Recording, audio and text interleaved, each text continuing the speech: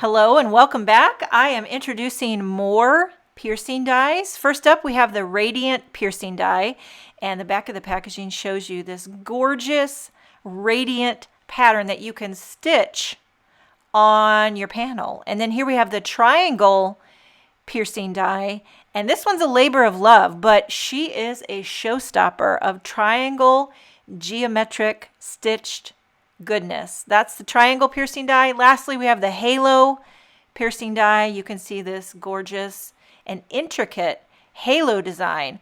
And when you run these through your die cutting machine, it creates not only the etched lines, but the piercing holes. So I have a panel here of midnight cardstock, and it's cut to 4 1/4 by 5.5 inches, which is exactly the size of the cover plate. I'm using the Halo piercing die, and you see how it not only etches the lines, but it also die cuts the teeny tiny piercing holes. So I'm going to do a few stitches just to show you. I believe I'm using gold thread. I hold it down on the back with a little bit of score tape. It's a very simple stitch, just kind of in and out, but there's a lot of them, and you want to make sure that you get your lines straight. And so that's why when you run it through the die cut machine and it gives you those impression lines, those serve as a guide so you know which hole connects to which hole. And you just follow those impression lines and you just weave in and out. I'll show a few stitches. The gold thread on the midnight cardstock is extra dramatic. It's kind of a labor of love, but the finished design is stunning. Okay, and then all you really need to do after this is add a sentiment. So, and let the stitching be the star of the show. Here's the finished, the last stitch going in, and look at that. Isn't that a showstopper? A labor of love for sure. But if you love stitching, you're going to have fun with these stitching dies. Now I'm going to show you the Triangle piercing die. I have a panel of sorbet cardstock cut to 4 1/4 by 5.5 inches. Again, it gives you the impression lines as well as the piercing holes. Start from the back. This time I'm using some kind of like iridescent white thread. I hold it down on the back with just a little snippet of score tape. And then now I would say that this one here, in my opinion, was the most time consuming. It was a test of my patience. I'm not like, I didn't realize that I'm such a, I don't know, a quick crafter. I like to do things quick. And this one slows you down.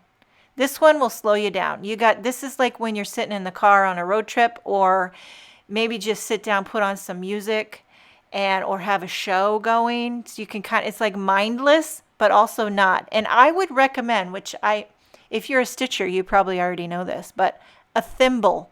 A thimble is going to save your fingers, because the in and out, it really, whew, she's a doozy. But wait till you see the finished design. I'm doing my last stitch here.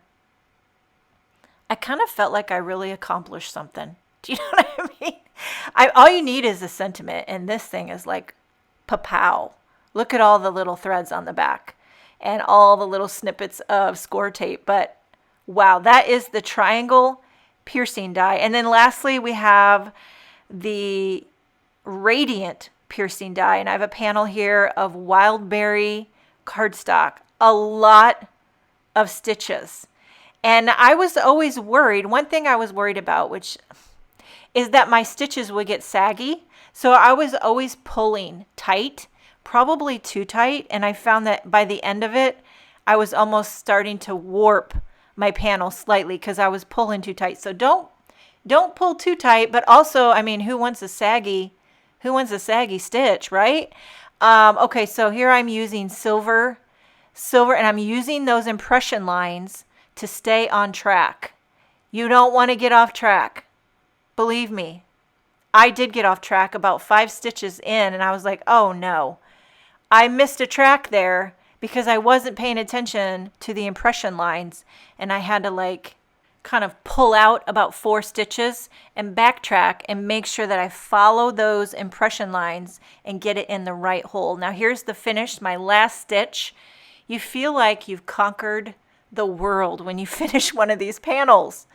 Look at that. I mean, maybe some of you stitching experts are going to be like, this is so simple, because if you've done those intricate cross-stitch designs on your cards, I know those are a labor of love.